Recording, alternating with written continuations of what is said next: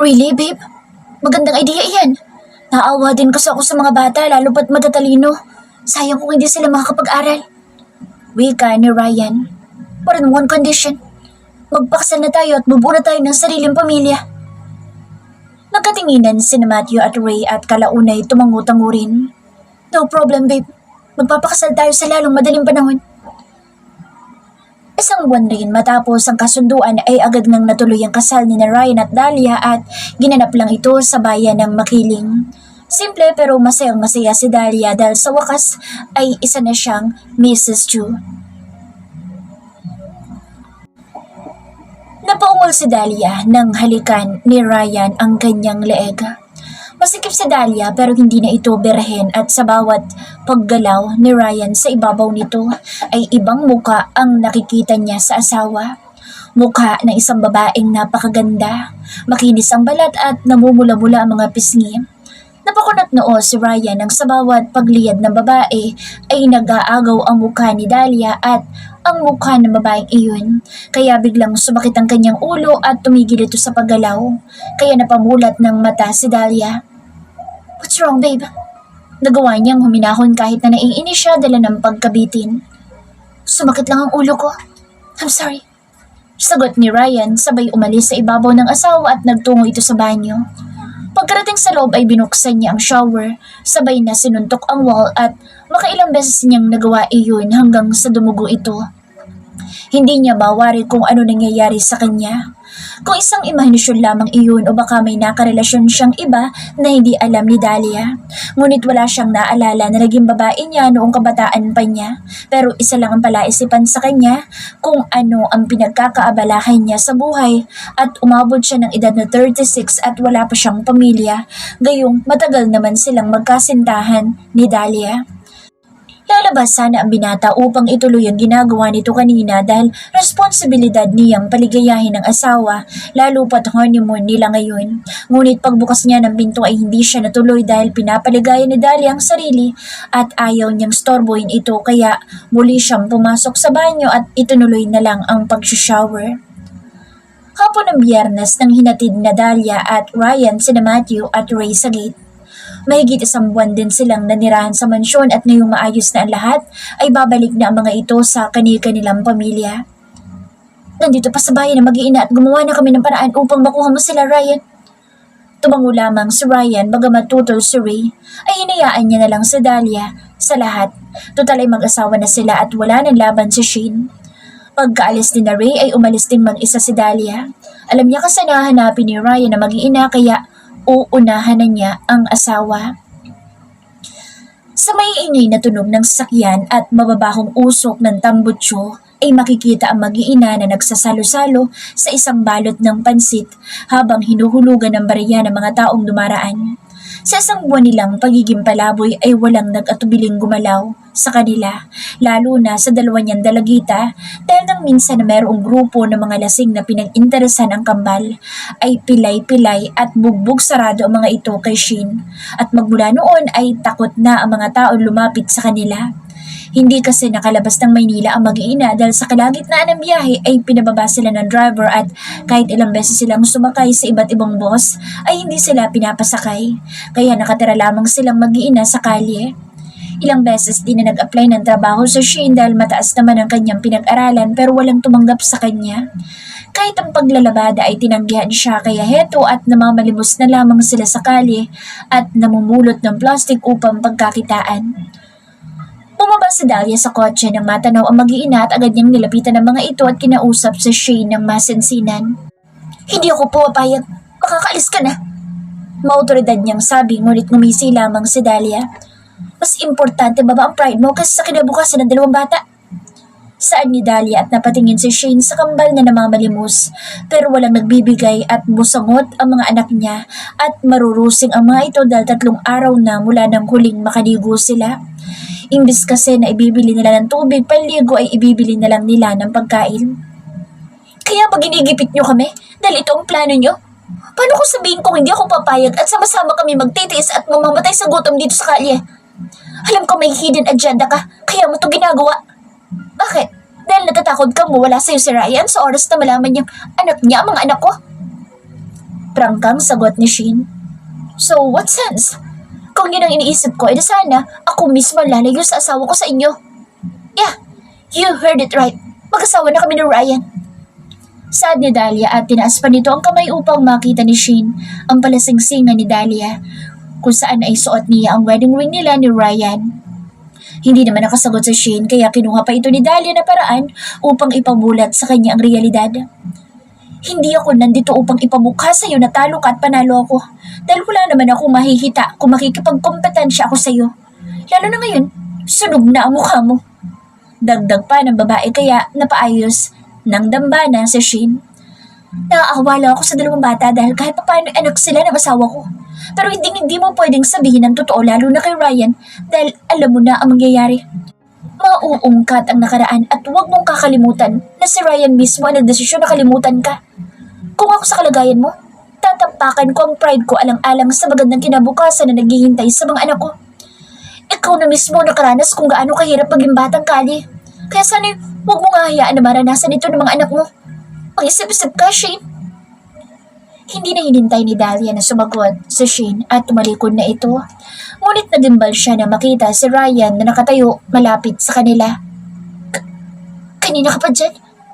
Nagkanda utal-utal na tanong ni Dahlia.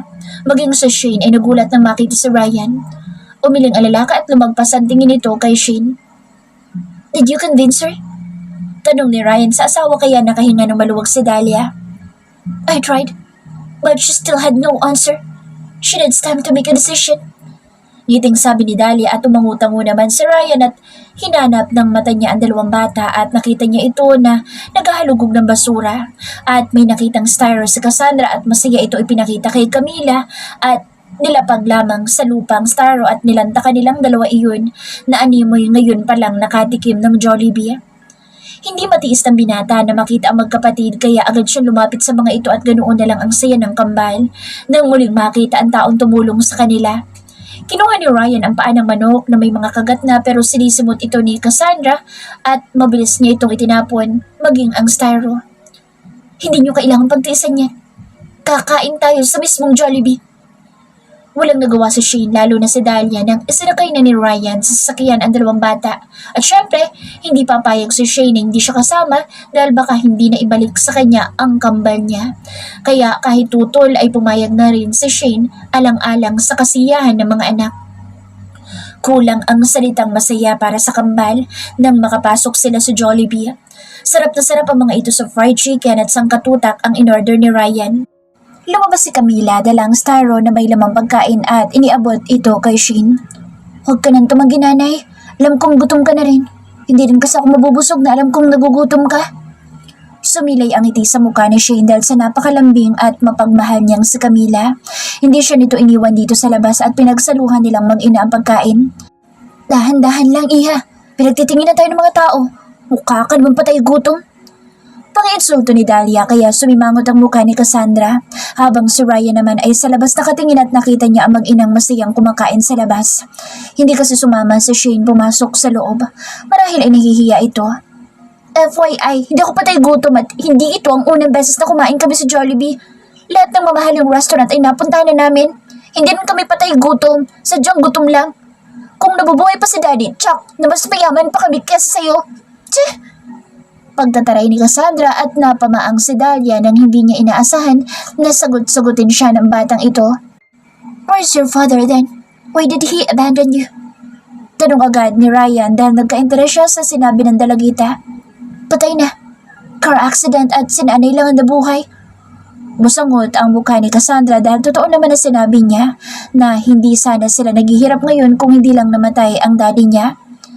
Kaya ba nasunog ang kalahati mukha ng momo?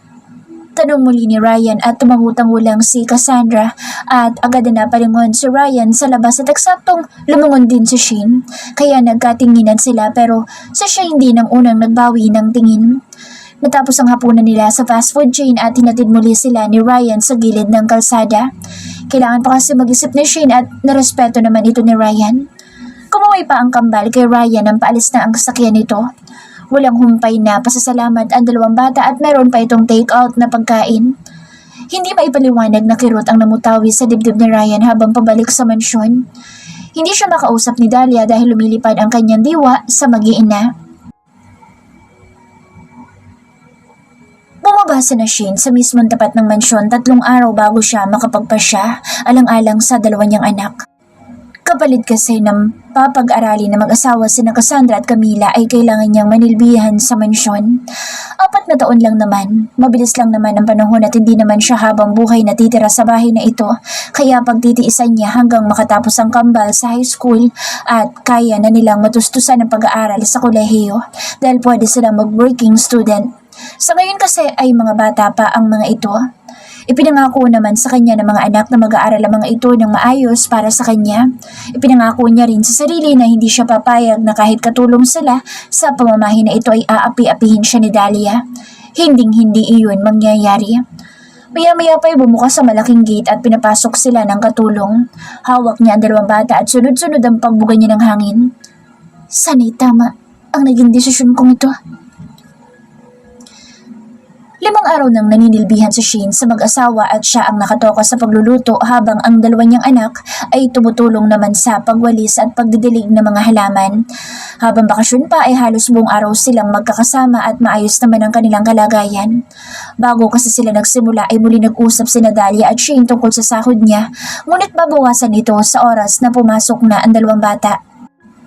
Shane, mag-usap nga tayo. Inis na untag sa kanya ni Dahlia dito sa kusina. Agad na nagpunas ng kamay si Shane at hinarap ang amo. Hindi ko gusto ugali ng Cassandra mo na yan, ha? Hindi marunong gumalap.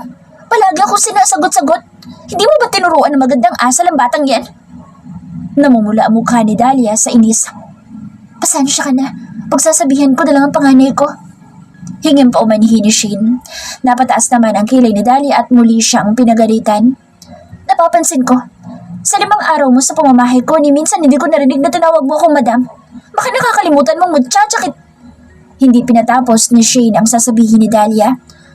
Baka nakakalimutan mo rin na ikaw may kagustuhan ng lahat ng ito. Ikaw ang lumapit. Nakiusap na patirahin kami kaya kung tutusin wala akong utang na loob sa'yo. Dahil responsibilidad naman ng asawa mo na pag-aralin ng mga anak niya. Gumuhit ang takot sa mukha ni Dahlia nang sinampal siya ng katotohanan ni Shane. Mabilis ding nag-iba ang timpla ni Dahlia at inayos ang buhok nito. Mahal na mahal ko siya simula pa lang magkaisip ako. Wala ka pa, Shane. Minahal ko na siya. Hindi nakapagsalita si Shane nang mangilid ang mga luha ni Dahlia. Nabalitaan niya rin kasi na sa 2 taon na nasa ibang bansa si Ryan, habang nagpapagamot ay si Dahlia ang nasa tabi nito. Kung tutuusin ay mas maraming sinakripisyo si Dahlia kay Ryan kaysa sa kanya na puro pasakit lamang ang ginawa. Alam mo, Shane, noong una kitang makita nabighani din ako sa'yo. Magaan na loob ko sa'yo. Naalala mo noon sa pier? Tinulungan pa nga kita eh. At noong sinabi ni Ryan na gusto ka niya at may nangyari sa inyo sa kubo ni Nanay Isme, ay umalis na ako dahil talo na ako. Pero noong nalaman ko na may iba ka ng asawa at halos mamatay si Ryan ang dahil sa'yo, ay nabuhay ang pagkamuhi ko sa'yo. Mahal na mahal ko yung tao, tas pinaglaruan mo lang. Hindi na ako papayag na muli mangyari pa yun. Ang totoo niyan, si Ryan talaga may kagustuhan na kupkupin kayo mag-iina at kahit na masakit sa parte ko, ay hindi ako kumontra. Alang-alang sa ikatatahimik na loob ng asawa ko ay gagawin ko. Kaya sana, Shane, nakikiusap ako sa'yo. Huwag mong aagawin sa akin si Ryan kasi mababaliw ako. Baka ikamatay ko pa. Humagulhol na ng tuluyan si Dahlia sa harap niya. Makakaasa ka, Dahlia. Hindi ko aagawin si Ryan sa'yo. Masaya na ako sa 2 kong anak at tanggap ko na kahit kailan ay hindi na mabubuo ang pamilya namin. Alagaan mo lang si Ryan kasi hindi ko yun nagawa nang nasa akin pa siya. Hindi na rin napigilan ni Shane ang mapaluha at mabilis niya rin pinunasan ang mata niya. Tinalikuran niya si Dahlia at mabilis siyang pumasok sa kwarto dahil ayaw niyang ipakita ang kahinaan niya sa asawa ng lalaking hanggang ngayon ay nagmamay-ari pa rin ang puso niya. Nakatulog si Shane dala ng kanyang mga higbi at ginising na lamang siya ni Camila upang kumain. Agad niyang hinanap si Cassandra at nandoon umano ito sa kwarto ni Ryan. Tila nagising ng tuluyan ang diwa ni Shane dahil sa sinabi ni Camila. Wala siyang sinayang na oras at agad siyang pumunta sa itaas at kumatok ng pagkalakas-lakas sa pinto. What? Nasaan ang anak ko? Cassandra, lumbas ka dyan! Sigaw ni Shane nang tuluyan na itong nakapasok sa loob. Kaagad naman tumayo si Cassandra mula sa lamesa at kaharap ang computer. You think? Fuck! Napamura si Ryan nang mahula ng iniisip ni Shane at para itong nag-aapoy sa galit ng malakas na hinila ni Shane sa Cassandra at itinago sa likod nito. Babae ang anak ko at nandito ka sa isang kwarto? Anong gusto mong isipin ko, Aber?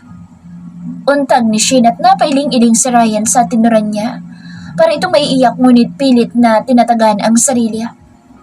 Parang anak ko na sa Cassandra. Kaya sana'y huwag mong iisipin na... Ngunit hindi na pinatapos pa ni Shane ang sasabihin ni Ryan. Pero hindi mo siya anak. Mariin niya sabi at napahigpit ang hawak niya sa pulsuhan ni Cassandra kaya napapadaing ito. Lumarawan ang sakit sa mukha ng binata sa sinabi niya. Nagpapasalamat ako at tatanungin kung utang na loob naming mag-iina ang pagtulong sa amin.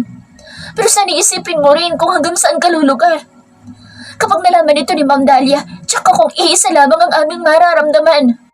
Katulong niyo kami dito, hindi pamilya. Kaya sana po, huwag niyong gamitin ang pagtulong sa amin para makapanlamang, lalo pat babae ang mga anak ko. You're right. I am sorry. It will never happen again. Nang makalabas sila sa kwarto ay para siyang kakapusin ng hininga.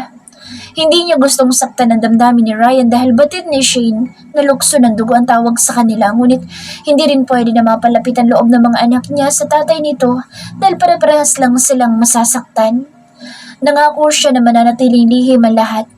Kilala niya rin si Ryan. Magaling na doktor si Ryan na binawian nga lang na lisensya pero matalino pa rin ang binata. At baka bigla nito maisip na ipa-DNA test silang mag-ama. Napapraning siya pero hindi malabong mangyari iyon. Siguro kakausapin niya din si Dahlia at magpapatulong siya upang mabaling sa ibang atensyon ni Ryan at hindi sa mga anak niya. Dumaan pa ang mga araw, linggo hanggang naging 2 buwan. Pasukan na at nakapag-enroll na rin ang 2 bata. Nakuha niya na rin ang sahod niya at nakapag-ipon siya kahit papaano dahil libre naman silang lahat sa mansyon. Magmula nga noong nagkasagutan sila ni Ryan ay madalang na lang umuwi si Ryan sa mansyon. Nagtatanong nga sa kanya ang 2 bata pero wala naman siyang maisagot dahil hindi naman po pwede magtanong siya kay Dahlia tungkol sa asawa nito. Gayunpaman, ipinagpapasalamat na rin ito ni Shane para na rin wala silang magiging problema kung sakali man. Linggo ng hapon na mag-day off si Shane at namili sila ng mga school supply sa bayan. Kasama ang 2 anak ay namasyal sila sa park at nanood rin ng sine. Matagal-tagal na rin kasi nang huli nilang ginawang mag-iina iyon. Pagkatapos ay kumain muna sila sa inasal at saka na sila umuwi. Tahimik ang mansyon. Siguro ay tulog na si Dahlia at si Ryan naman ay hindi pa rin umuwi. Mag-iisang linggo na. Wala naman yata silang problema mag-asawa dahil hindi naman mainit ang ulo ni Dahlia nitong mga nakaraang araw. Humiga na siya sa maliit na kama na pang-single lang habang ang 2 niyang anak ay magkatabi sa malaking kama. Bale, isang kwarto lang sila pero 2 ang kama. Ngunit nagising si Shane nang maalala ang nilabahan ng labandera na nagpasuyo sa kanya na plantsahin ang susuotin ni Dahlia para sa araw ng Lunes dahil nagtatrabaho ito sa bangko. May emergency kasi sa bahay ng labandera nila kaya hindi nito natapos ang trabaho. Bumangon si Shane at lumabas ng kwarto patungo sa katabi ng laundry area kung saan doon din namamalansya si Landa. 2 pares lamang ang plinansya niya dahil ito lang ang habilin sa kanya ni Landa. Bit-bit ang plinansya ay umakyat siya sa 2 palapag at agad na tumambad sa kanya ang malaking orasan.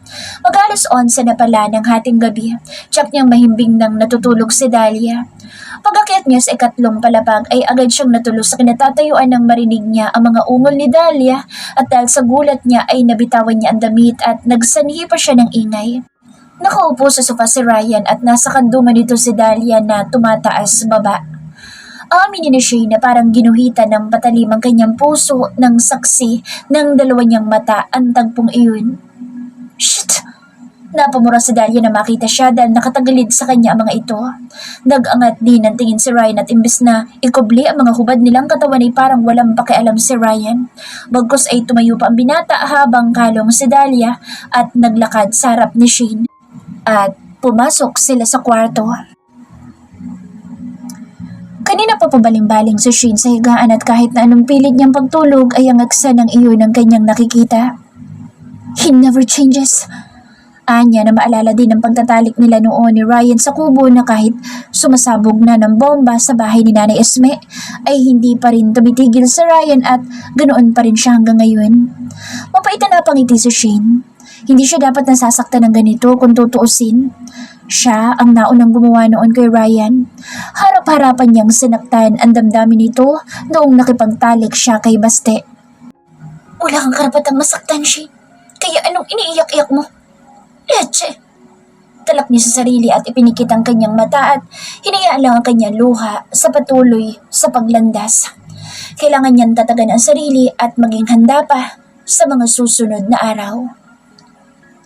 Katatapos palang maghain ng pagkain sa mesa nang eksaktong bumaba si Ryan at agad itong tumingin kay Shane kaya inayos niya rin agad ang mask na suot. Nakahanda na po ang mesa, sir. Formal niyang saad at tumangulang si Ryan. Buhat nang dumating ang binata ay hindi na ito umalis. Marahil ay work from home ito. Samantalang si Dahlia ay lumuwas ng Maynila dahil may importante itong gagawin at 3 araw lang na mawawala ito at babalik agad. Umupo na si Ryan at nagsimulang magsandok nang bigla siyang tanungin ang hindi niya inaasahan. Anong naramdaman mo nang makita mo kami ng asawa ko na isang gabi? Seryoso ang mukha nitong nakatingin sa kanya. Marahil ay binabasa ang magiging reaksyon niya. Pasensya na po. Hindi ko gustong remove your mask when you're talking to me. Napataas ang boss ni Ryan at agad niyang sununod iyon pero nang gusto pa nitong tanggalin niya, pati sa suot sa ulo ay nagrason na siya. Hindi na nakapagsalita si Ryan dahil totoo lang naman ang sinabi niya. Walang sino man ang pwedeng dumikta sa kanya lalo na kung namemersonal na. Sabayan mo ako sa pagkain, Shane. Napabuka ng bibig ang dalaga ng itong kauna-unahan binanggit ng binata ang pangalan niya matapos ang 2 taon. Tiningnan pa siya ng binata at naghihintay sa sagot niya pero tumanggi lamang ang dalaga. Maraming salamat, sir, pero hindi ko matatanggap ang alok ninyo dahil hindi magandang tingnan.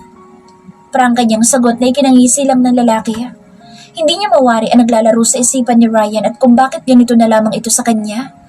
Noong mga nakaraang araw ay normal bilang mag-amo lang ang turing nito sa kanya pero ngayon ay parang, Nanay? Nanay! Napahinto siya sa pag-iisip ng marinig ang malakas na sigaw ni Cassandra at Camila na nagpapaunahan sa pagtakbo. Sinalubong niya ito sa bakuran at pawis na pawis ang 2 bata at agad na ibinida sa kanya ang 2 box na tig-isa sila ni Camila. Saan to galing? Hindi maiwasan ni Shane na tumaas ang boses dahil kahit hindi pa nabubuksan ang box, ay alam niyang cellphone na mamahalin ang laman noon. Hindi makasagot sa Cassandra na nilagpasan siya at umupo sa silya at aligaga na binuksan ang box. Camila! Binalingan niya ang bunso na tahimik lang at nagmano ito sa kanya. Oh, ang ganda-ganda! Tumilipas si Cassandra nang mahawakan ng cellphone. Kaya naman ay hinawakan niya na mahigpit ang kamay ni Camila at agad itong nagyuko ng ulo. May ginawa ba kayong hindi maganda? Mahinahon na tanong niya pero nandoon pa rin ang inis sa boses ni Shane. May lalaking lumapit sa amin kanina sa kantin. Toby daw ang pangalan niya at magkakilala daw kayo, nanay. Gusto ko niyang makita. Marami daw kayong pag-uusapan. Halos pabulong na sambit ni Camila na siya lang ang nakarinig. What's going on? What's that? Sumingit na si Ryan at nakalapit pa ito sa kanila at agad na kinuhang hawak na box kay Camila. Tumiim ang bagang ni Ryan at agad na binawi ni Camila ang box. Sir, pasensya na ho sa abala namin. Ako na po ang kakausap sa mga anak ko. I am asking, where the hell you got that? Umalingaw-ngaw na ang malakas na boses ni Ryan kaya nahihibi na si Camila nang sa kanya ito nakatingin. Baka sa tatay namin, sir. Sabat ni Cassandra na hindi natakot sa pagsigaw-sigaw ni Ryan. Are you fucking kidding me right now? Hindi makapaniwala si Ryan sa sinagot ni Cassandra at ngayon lang siya napikon dito. Si nanay pong tanungin niyo, sir. Siya pong matanda eh. Mas lalong hindi maipinta ang mukha ng binata dahil sa pabalang na sagot ni Cassandra. Muli niyang binalingan si Camila at muling hinablot ang box at malakas niyang ibinalibag ito sa wall at dahil doon ay tuluyan ng umiyak si Camila at sumiksik ito kay Shane. Sinabi mo sa akin na matay na ang tatay niyo sa aksidente tas ngayon sasabihin, ginagago niyo ba ako? Mas lumapit pa si Ryan na ngayon ay kay Shane na nakatingin kaya agad na napaatras ang dalaga habang nakayakap sa kanyang tiyan si Camila at umiiyak. Nagliliyab sa galit si Ryan at hindi niya maiwasan na matakot dahil muli na naman niyang nakita kung paano ito magalit. Ganitong-ganito ang Ryan na nakilala niya. Paatras siya ng paatras habang paabante naman si Ryan hanggang sa sumampa ang likod niya sa wall at wala na siyang maatrasan pa. Bata pa mga anak ko, wala silang alam sa totoong nangyari. Baka nga tatay nila yun at kukunin na kami. Napakagat sa ibabang labi si Shane nang hindi niya naisip ang salitang bibitawan niya. Padalos-dalos siya kaya ngayon ay nagsalubong pa ang kilay ni Ryan at naniningkit ang mga mata na lumalapit pa rin sa kanila. So, ginagago mo nga ako? Mahina ang boss ni Ryan pero may halong pagbabanta ang nais nitong iparating. Hindi naman makapagsalita si Shane dahil naguguluhan na rin siya sa mga sinasabi ng binata. Hindi niya mawari kung saan nanggagaling ang galit dito sa kanilang mag-iina. Hanggang sa nakalapit si Ryan at nalalanghap niyang hininga nito dahil pumantay ang ulo nito sa ulo niya. Naiipit yung anak ko, Ryan. Anak ko rin, Shane! Mariin itong turan kaya napanganga ang dalaga sa hindi inaasahan na sinabi ni Ryan. Hindi siya nakapagsalita. Nagpaproseso sa kanyang utak ang sinabi nito kung tama ba ang narinig niya. Hanggang sa naramdaman niyang lumapat ang labi ni Ryan sa labi niya at nanatiling mulat ang kanyang mata at para siyang maduduling nang makitang nakapikit si Ryan at hinahalikan siya sa labi. Tapos bigla din tumigil at nang tingnan niya ulang binata ay madilim pa rin ang mukha nito at nakapikit ng mariin na parang nagpipigil lamang ng galit. Hanggang nandito kayo sa pamamahay ko, responsibilidad ko mga bata. Kahit hindi ako ang totoo nilang tatay ay may karapatan akong disiplinahin sila dahil ako ang nagpapaaral sa kanila. Pero wala akong pakalam sa'yo. Masakit man pero ipinagpasalamat iyon ni Shane dahil ang buong akala niya ay alam na nito na siya ang tatay ng mga anak niya. Para na rin matahimik ang loob ni Ryan ay kinuha niya ang cellphone ng dalawang bata at itinago ito. Pumasok muli sa eskwela ang mga anak niya, tinatid niya ito sa bayan. Nanay, bakit po ganun si Sir Ryan?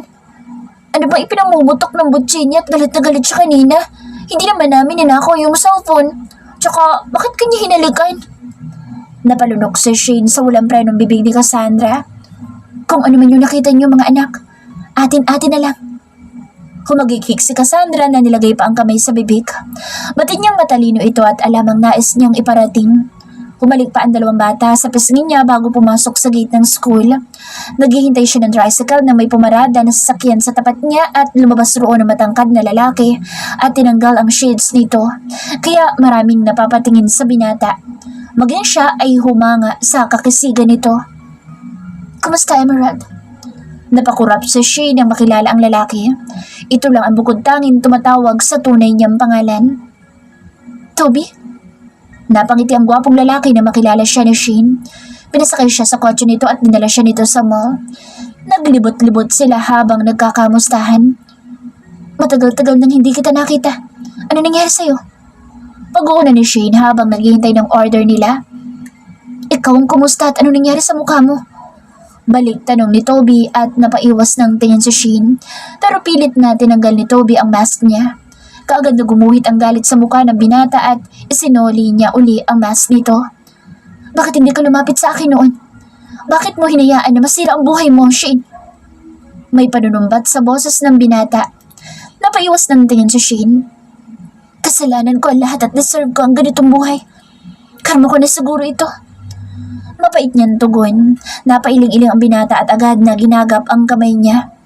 Sumama ka sa akin. Kaya kong bigyan ng magandang buhay ang mga anak mo. Ibabalik natin ang dati mong mukha. Lahat gagawin ko para sa'yo, Shane. Binawi rin ni Shane ang kamay na hawak ni Toby. Kay sarap pakinggan ang mga salitang binitawan nito ngunit hindi na niya muling ipagkakanulo ang sarili. Lalo na ang dalawa niyang anak sa ibang tao.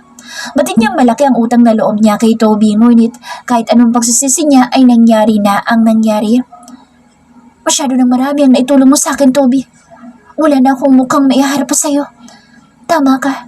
Sana'y nakinig ako sa'yo sa una pa lang. Sana'y hindi kita pinagtulakan noon. I am sorry. Kagad na niyakap ni Toby si Shane nang umiyak ang dalaga. Noong araw kasi na kinuha siya ni Toby ay hindi siya nagtiwala sa lalaki. Palihim niya itong tinatry doon nang binibisita siya noon ni Ryan sa bahay nito. 1 linggo lang ang hinihingi sa kanya ni Toby dahil may importante itong gagawin sa Poland at pagbalik nito sa Pilipinas ay dadalhin na siya sa Spain. Pero hindi niya hinintay, bagkus ay nag-iwan siya ng sulat kay Toby na ipinaparating niyang hayaan siya sa buhay na gusto niya. Sinunod kita noong hiniling mo sa akin iyon. Kasi sabi mo mahal mo si Ryan. Nagmamahalan kayo. Sino ako para pigilan ang kaligayahan mo? Pero ang hindi ko maintindihan, bakit umabot ng linggo bago ka pinalaya sa kulungan? At bakit hindi ka man lang humingi sa akin ng tulong? Bakit doon pa sa Sebastian na iyon na alam mo naman na ako lang ang mapagkakatiwalaan mo? Ano? Hindi ako pinalaya, Toby. Ako mismo ang tumakas at Sebastian nandoon yung mga panahon na iyon. Naguguluhan na saad ni Shane at sabay na pinunasan ang kanyang mga mata.